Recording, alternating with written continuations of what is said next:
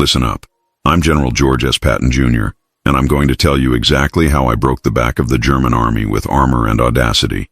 20 tactics, 20 principles that turned American tanks from tin cans into the most feared weapons in Europe.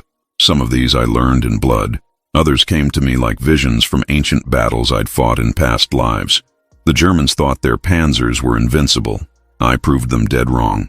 By the time I was done, German commanders feared my Third Army more than any force on the Western Front. Today, I'm revealing the 20 tank tactics that shattered the Wehrmacht. This is straight from the old blood and guts himself. No military school teaches some of this. Hell, I invented half of it on the battlefield. Let's get started. Now, before I get into the tactics, you need to understand something fundamental. When I took command in North Africa after that disaster at Kasserine Pass, our boys didn't know how to fight with armor. They were using tanks like they were goddamn pillboxes. Static, defensive, timid. The Germans were running circles around us because they understood something we didn't. Tanks aren't for holding ground, they're for taking it. Fast, violent, continuous. I spent the next 2 years teaching American tankers how to think like cavalrymen and hit like a sledgehammer. What I'm about to share with you are the principles that transformed American armor from a laughingstock into the force that raced across France faster than any army in history. These aren't theories from some academy.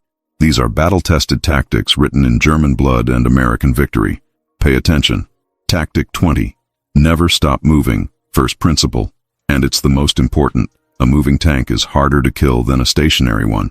Sounds obvious, but you'd be surprised how many commanders wanted to dig in and wait. I told my tankers, never stop unless you're out of fuel or ammunition. When you're advancing, keep rolling. When you're under fire, keep rolling. When you're consolidating, keep rolling.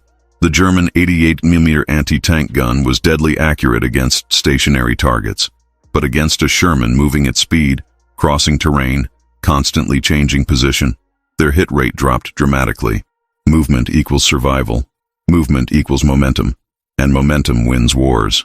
I had tank commanders court-martialed for digging in without orders. You don't win by defending, you win by attacking, and attacking means moving forward. Always forward. Tactic 19. Attack at dawn. I learned this one from studying ancient cavalry charges and proved it with modern armor. Hit them at first light, when their sentries are tired, when the relief hasn't happened yet, when their officers are still sleeping. Dawn attacks have psychological impact. The enemy wakes up to the sound of your engines and your guns. They're disoriented, unprepared, fighting before they've had coffee or breakfast. I made dawn attacks standard operating procedure for Third Army. We'd move into position under darkness, then launch at first light. The Germans started dreading sunrise because they knew Patton's tanks came with the dawn. This tactic worked in Sicily, in France, and in Germany itself. Surprise isn't about being sneaky. It's about hitting when the enemy is least ready to receive the blow. Tactic 18. Use terrain as a weapon. Tanks aren't just vehicles, they're weapons platforms that use geography. I taught my commanders to read terrain like Napoleon read battlefields. Use hills for cover and observation. Use defilade positions to hide your silhouette. Attack from the sun so the enemy is blinded. Use roads for speed, but leave them for deployment. Cross rivers where they don't expect it. The Germans had superior armor and better guns in many cases, but they fought predictably. They expected us to use roads, to attack obvious objectives, to avoid difficult terrain. I did the opposite. Third Army went through forests they said were impassable. We crossed rivers at unexpected points. We attacked from directions they thought impossible. Terrain isn't an obstacle. It's an advantage if you know how to use it. Tactic 17. Combined arms coordination. A tank by itself is vulnerable, but a tank with infantry, artillery, and air support is unstoppable. I drilled combined arms coordination until my commanders could execute it in their sleep. When Third Army attacked, it wasn't just tanks rolling forward. It was a coordinated symphony of destruction. Artillery softened the position first. Fighter bombers hit enemy armor. Infantry cleared anti-tank positions. Then the tanks exploited the breakthrough. This required radio coordination, pre-planned signals, and commanders who understood all branches of warfare, not just their own. The Germans were good at this early in the war, but by 1944, we'd perfected it. Every attack was combined arms. Every advance was supported. That's why Third Army could move so fast. We weren't just tanks. We were a complete combat system. Tactic 16. Shoot and scoot. The German 88 could kill a Sherman from 2,000 yards. Our 75mm had to get within 500 yards to penetrate a Panther's front armor. So how do you win that fight? You don't trade shots at long range like it's a goddamn duel. You shoot and scoot, fire from one position, immediately displace to another before they can return fire. Use smoke, use terrain, pop up, fire, disappear. The Germans were trained for set-piece tank battles. We gave them guerrilla warfare with armor. My tankers became experts at firing from hull-down positions, getting off 2 or 3 shots, then moving before German gunners could acquire them. It frustrated the hell out of them. They had better tanks in many ways, but we fought smarter. You don't need the best weapon if you know how to use what you have better than the enemy uses what they have. Tactic 15. Bypass strong points. Here's something that separated me from every other commander in Europe. I didn't give a damn about capturing every German strong point. If a town was heavily defended, I went around it. If a position was fortified, I bypassed it and cut it off. The British and some American commanders would batter themselves bloody against prepared defenses. Not me. I told my tank commanders, your job is to get to the objective, not to clear every enemy position along the way. Leave strong points for follow-up infantry. Your armor keeps moving, keeps exploiting, keeps the enemy off balance. This is why Third Army advanced so much faster than other armies. While they were fighting for every town, I was 50 miles past them, cutting supply lines and surrounding entire German divisions. You don't win by being thorough. You win by being fast. Tactic 14. Refuel while moving. Logistics wins wars, but logistics also slows you down if you're not creative. Standard procedure said you halt your advance, establish fuel dumps, refuel all vehicles, then resume operations. That could take hours or even a day. I said the hell with that. We refueled on the move whenever possible. Supply trucks drove alongside moving columns and transferred fuel without stopping. We captured German fuel dumps and used their own gasoline against them. My supply officers were absolute magicians. They kept Third Army moving when every other army was halted for fuel. I told them, I don't care how you do it, just keep my tanks moving forward. They stole fuel from other units. They requisitioned civilian vehicles. They operated on fumes and willpower. But Third Army never stopped advancing for long because we turned logistics into a mobile operation, not a stationary one. Tactic 13. Night operations. Most armies didn't operate at night because it was difficult and dangerous. I made Third Army experts at night movement. Why? Because the Germans didn't expect it, and that's the only reason you need. We'd advance at night, reaching positions the enemy thought would take us another day. We'd attack at night when their defenses were weakest. Night movement required training, discipline, and balls, but it gave us an edge.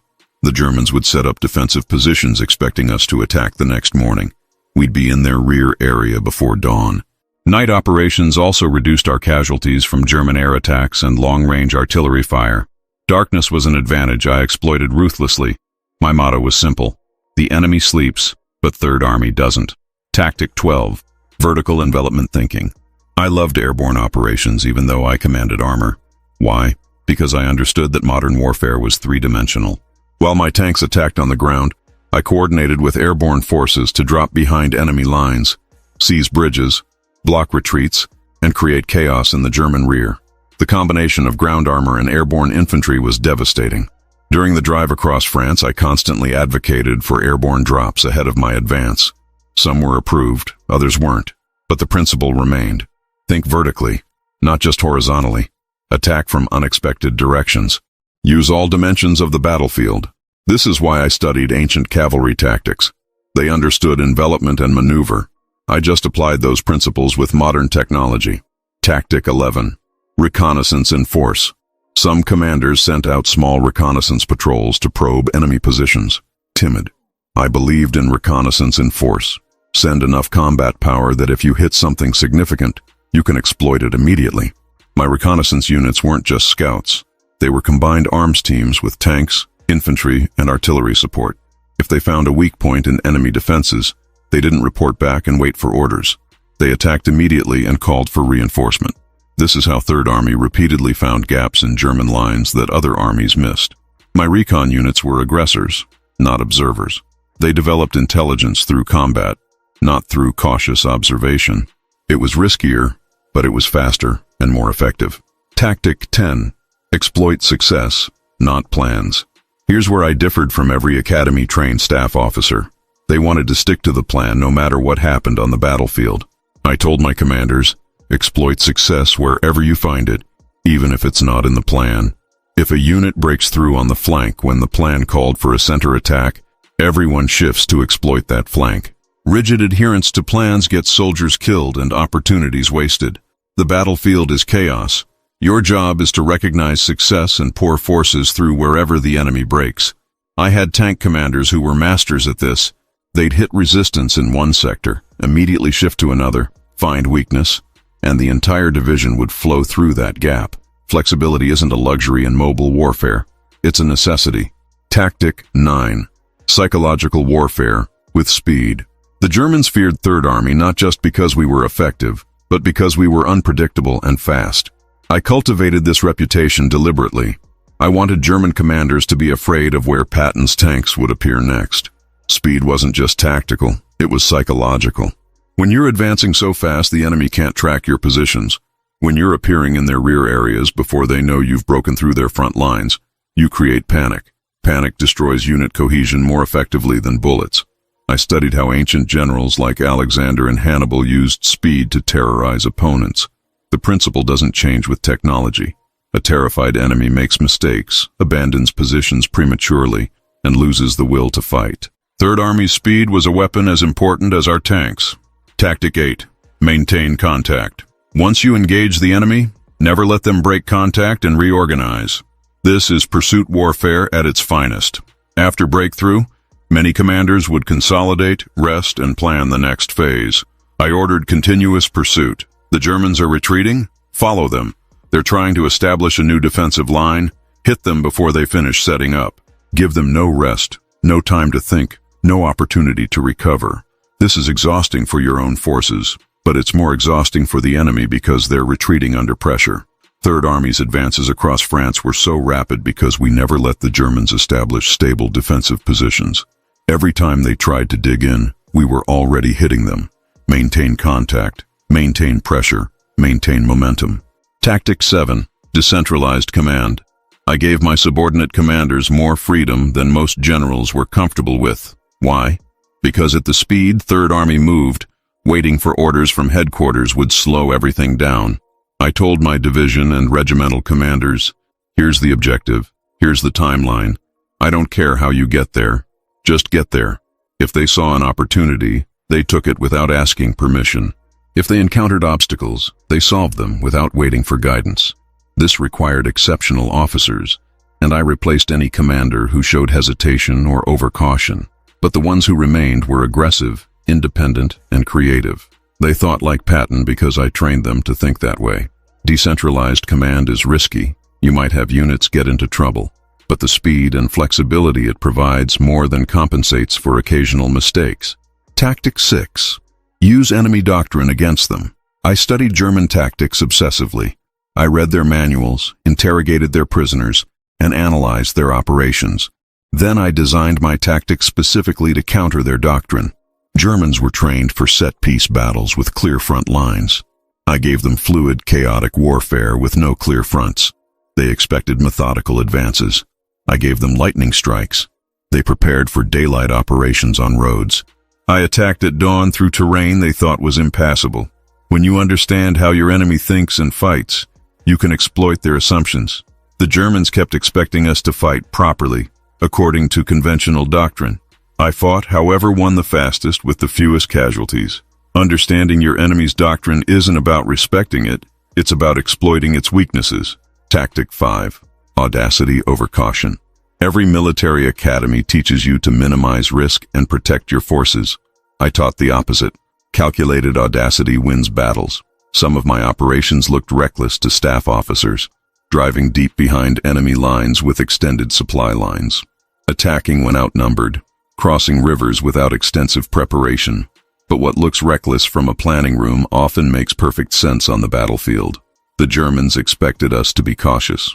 When we were audacious instead, they couldn't respond effectively because their defensive plans assumed we'd act conservatively. Audacity isn't stupidity. It's recognizing that sometimes the risky option has better odds than the safe one. I'd rather take a calculated risk that might shorten the war by months than play it safe and guarantee more soldiers die in prolonged campaigns. Tactic 4. The 48-hour pivot to Bastogne. Now we're getting to the big ones. December 1944, Battle of the Bulge. The 101st Airborne is surrounded at Bastogne. Eisenhower asks his generals how fast they can respond. I tell him 48 hours with 3 divisions. Everyone thinks I'm crazy. You can't disengage from active combat, rotate 90 degrees, move through winter conditions, and launch a coordinated offensive in 48 hours. Except I'd already planned for it. I'd anticipated the Germans might counterattack and prepared contingency plans before the meeting. My staff had already done the calculations.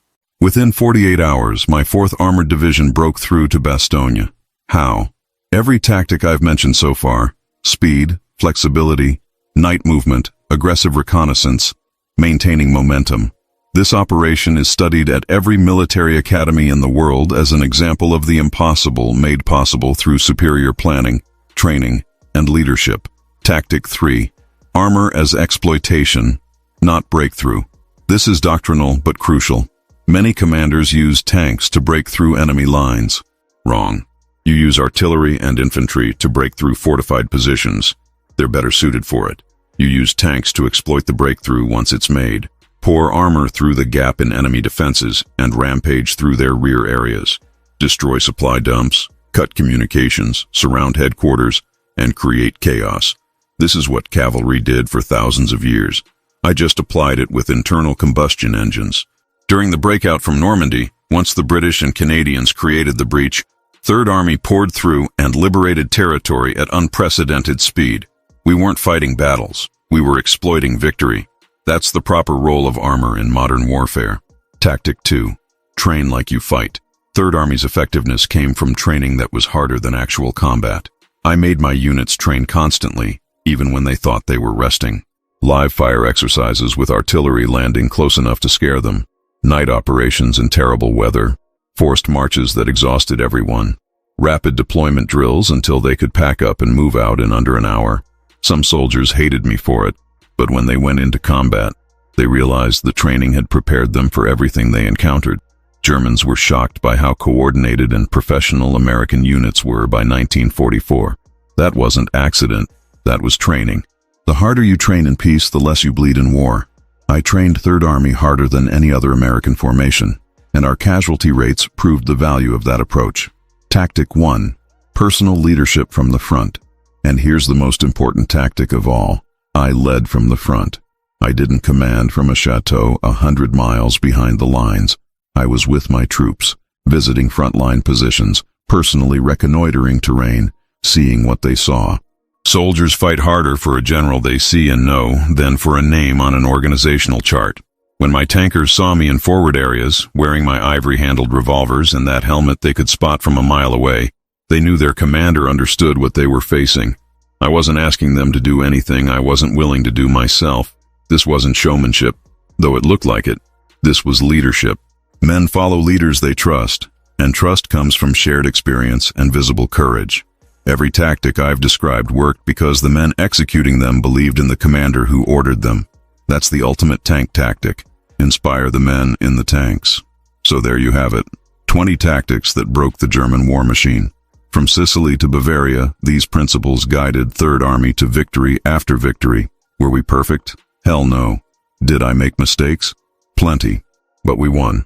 And we won faster, and with fewer casualties than anyone predicted. The Germans had better tanks in many cases. They had more experience at the start. They had excellent tactical commanders. But they lost because we fought smarter, moved faster, and never gave them time to use their advantages. Armor warfare isn't about having the biggest gun or the thickest armor. It's about speed, surprise, audacity, and relentless aggression. These 20 tactics didn't just win battles, they won campaigns and shortened the war. That's the Patton way. Now get out there and apply these lessons. War changes, but principles of aggressive mobile warfare remain constant. Before you leave, let me tell you something. You've just learned tactics that aren't in any textbook. Principles I developed through blood, sweat, and victory on 3 continents. If this kind of straight-shooting, no-nonsense military history is what you want more of, then subscribe to this channel right now. Hit that notification bell so you don't miss the next video. We're bringing you real history from the people who made it. No academic theories, no politically correct revisionism, just the truth from the warriors who were there. Drop a comment telling me which World War II battle or campaign you want analyzed next. And if you appreciated this tactical breakdown, smash that like button and share this video with anyone who wants to understand how wars are really won. Remember, a pint of sweat saves a gallon of blood. Now get moving. Dismissed.